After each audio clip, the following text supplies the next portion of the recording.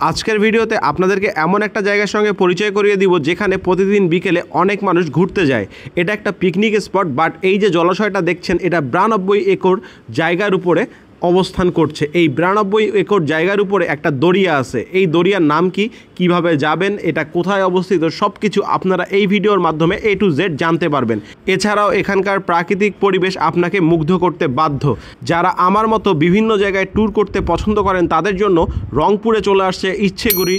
এই ইচ্ছেঘুরির মাধ্যমে আপনি মাত্র 4599 টাকায় কক্সবাজার ঘুরে আসতে পারবেন। রংপুর থেকে বা রংপুরের আশপাশ থেকে যারা যেতে যাচ্ছেন তারা এখনই বুকিং দিয়ে রাখতে পারেন। তারা 11 তারিখে কিন্তু এই অফারে আপনাকে কক্সবাজার নিয়ে যাবে। তো বিস্তারিত জানতে ইচ্ছেঘুরির পেজ দিয়ে দিচ্ছি, নাম্বার দিয়ে দিচ্ছি, সব কিছু ডেসক্রিপশন বক্সে দেওয়া থাকবে, আপনারা দেখে নিতে পারেন। তো চলেন আমরা মূল ভিডিওতে চলে যাই।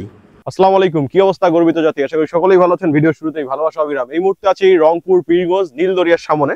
এই নীলদরিয়ায় আপনারা অনেকেই রিকোয়েস্ট করছিলেন আসার জন্য, এই কারণে আসছি। তো নীলদরিয়া আসার পর যেটা দেখলাম যে এইখানে যে আমার পিছনে পুকুর বা দরিয়া একটা বিল দেখতে পাচ্ছেন, এটার পুরাটা আমরা স্থানীয় মানুষের কাছে যেটা শুনলাম যে 92 একর জায়গার উপরে, ঠিক আছে। আর আমি যদি ঘুরে দাঁড়াই তাহলে আমার পিছনে এই আপনার একটা বসার জায়গা আছে এবং বাচ্চাদের বিভিন্ন ধরনের রাইডস আছে, ঠিক আছে। এখানে পিকনিক স্পট আর কি, হ্যাঁ এইখানে পিকনিক স্পট আছে। টোটাল এইটা আবার আছে হচ্ছে 22 একর জায়গা জুড়ে। টোটাল সব মিলে 120 একরের উপরে কিন্তু এই জায়গাটা। আর এইটা আপনি চাইলে এই দরিয়াটা এই বোটগুলোতে করে ঘুরে আসতে পারবেন। এখানে বোট ভাড়া খুবই কম।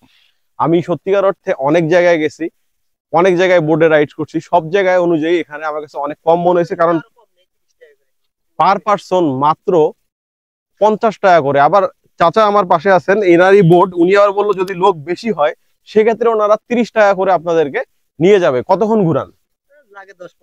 10-15 মিনিট। এই পুরাটা তো সম্ভব হয় না, কিছু পুরাটাই ঘুরান। আচ্ছা, এখানে বেশি লোক হলে পুরাটাই ওনারা ঘুরাবে, ঠিক আছে। এটা 10-15 মিনিট সময় লাগে। আমাদের হাতে যেহেতু সময় নেই, আমরা এখান থেকে আরেক জায়গায় যাব। সব মিলে একদিনে আসলে চেষ্টা করতেছি পীরগঞ্জটাকে কাভার করার জন্য। সত্যিকার অর্থে এখানে রাস্তাঘাট অনেক ভালো ছিল, এই কারণে আমরা খুব দ্রুত সবকিছু কাভার করতে পারতেছি। এই জিনিসটা আমার কাছে খুব ভালো লাগছে। তো যেভাবেই হোক রাস্তাঘাট ভালো হয়েছে, এটা আমার কাছে ভালো লাগছে আর কি। তো সব মিলে ভালো লাগছে। আর আমরা মূলত আরেকটু ঘুরে দেখি কি কি আছে না আছে। তো চলেন শুরু করা যাক। এই নীলদরিয়া রংপুর জেলায় অন্তর্গত পীরগঞ্জ উপজেলার 14 নং চতরা ইউনিয়নে অবস্থিত। এখানে কুরাইশ বংশীয় পীর হজরত শাহ ইসমাইল গাজী ও সেন বংশীয় রাজা নীলাম্বর সেনের প্রাচীন স্মৃতি বিজড়িত বহু ধ্বংসাবশেষ রয়েছে। রাজা নীলাম্বরের নাম অনুসারে এই স্থানটির নাম করা হয় নীলদরিয়া। এখন এই জায়গাটার পরিবেশ অনেক সুন্দর। এখানে বসে এই নীলদরিয়া উপভোগ করার ভাই মজাটা যে কি এটা আপনি বুঝতে পারবেন না। আর এখানে এসে আপনারা খুব ভালো একটা টাইম স্পেন্ড করতে পারবেন। বিশেষ করে এই সবুজ ঘাসে বসে আপনি নীলদরিয়া তাকায় থাকবেন ভাই, এটার আপনি 100 টাকা দিয়েও কিনতে পারবেন না ভাই। আমার কাছে যেটা মনে হয়েছে সেরা।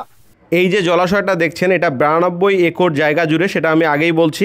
এছাড়াও এখানে দুটি খণ্ড আছে। প্রথম যে খণ্ডটা এটাকে প্রথম কোট বলে, আর দ্বিতীয় যে খণ্ডটা এটাকে দ্বিতীয় কোট বলে। প্রথম কোটে ভূমির পরিমাণ আছে 26 একর আর দ্বিতীয় কোটে ভূমির পরিমাণ আছে 22 একর। নীলদরিয়ার জল সংলগ্ন এই ভূখণ্ড দুটির চারপাশে রাজা নীলাম্বরের প্রাচীর দেয়া আছে। নীলদরিয়ার ভিতরে ও বাহিরে কিছু দর্শনীয় স্থান রয়েছে। এছাড়াও আপনি এখানে চাইলে নৌকা ভ্রমণ করতে পারেন। এখানে নৌকা ভ্রমণ করা অবস্থায় আপনি চারদিকের ধ্বংসাবশেষের কিছু অংশ বিশেষ এখনও দেখতে পারবেন। আপনারা এখন পর্যন্ত কে কে এই চতরা নীলদরিয়ায় ঘুরতে গিয়েছিলেন তারা অবশ্যই কমেন্ট বক্সে আপনাদের অভিজ্ঞতা জানাতে পারেন। পাশাপাশি এখানে ঘুরতে আপনাদের কেমন লাগছে সেটাও জানাতে পারেন।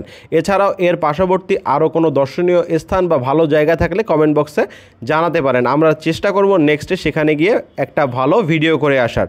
ভিডিওটা ভালো লাগলে লাইক শেয়ার কমেন্ট করবেন। পেজে নতুন হলে পেজটা অবশ্যই ফলো করে সঙ্গে থাকবেন। ইউটিউব চ্যানেল থেকে দেখলে সাবস্ক্রাইব মাস্ট। আজকের ভিডিওটা এ পর্যন্তই। ভালো থাকবেন। আসসালামু আলাইকুম, আল্লাহ হাফিজ।